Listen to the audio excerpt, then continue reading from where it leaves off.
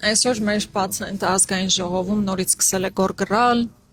ոտու ձեռք է ընկել, նորից սպառնալիքներ է հնչեցնում։ Կողքից նայում ես, մտածում ես, ասում ես, էս այն մարդն է, որ իբր ընտրություն է հաղթել, որ իբր պիտի կառավարություն ձևավորի։ Բայց սա հաղթածի հոգեվիճակ է, սա հաղթածի կեցվածք է,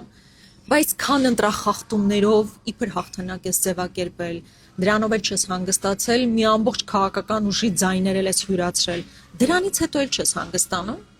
Հա Նիկոլ Փաշինյան, չես կարողանում Ալիևին բացատրես, թե ոնց է ստացվել, որ մեր ժողովրդին էլ պատերազմով, ահասար սուր ավերիչ պատերազմով էլ ահաբեկել ես, էլ վախեցրել ես, էլ մարդկանց բանտերն ես նստացրել, էլ ամբողջ աշխարհը եկել է քո կողքը կանգնել ընտրություններից առաջ, բայց մեկը չես կարողացել սահմանադրական մեծամասնություն վերցնել, то 50+1 էլ չես կարողացել վերցնել։ Հիմա չգիտես Ալիևին ոնց բացատրես, որ սահմանադրական փոփոխություն ժողովուրդը չի ուզում իրականացնի, որ ժողովուրդը մանդատ չի տվել սահմանադրություն փոխելու Ալիևի պատվերով, չի ստացվում, դրանից էս տենց ցնցումների մեջ ընկել։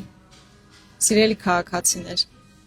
այո, դուք ձեր ընտրությամբ կանխել եք Ալիև-Նիկոլ տանդեմի հերթական ծրագիրը սահմանադրության փոփոխությամբ, դուք ձեր ընտրությամբ դա կանխել եք։ Ես ուզում եմ, որ դու դա հստակ իմանաք։ Եվ այսօրվա իր սպառնալիքներն ընդհանրապես ներքին լսարանի համար նախատեսված չեն։ Այդ բոլոր սպառնալիքները բացառապես մի մարդու համար են, Ալիևի համար են, որպեսզի ցույց տա, որ չնայած ժողովուրդը իրեն չի ընտրել, բայց ինքը մաքրելու է, արմատախիլ է անելու, ինչպես Ալիևն է ասում, ռևանշիստական ուժերի։ Բացառապես արտաքին օրակարգի սպասարկումը հիմա իրականացնում Նիկոլ Փաշինյանը, բայց ամեն դեպքում դեղեր խմելը չի խանգարի։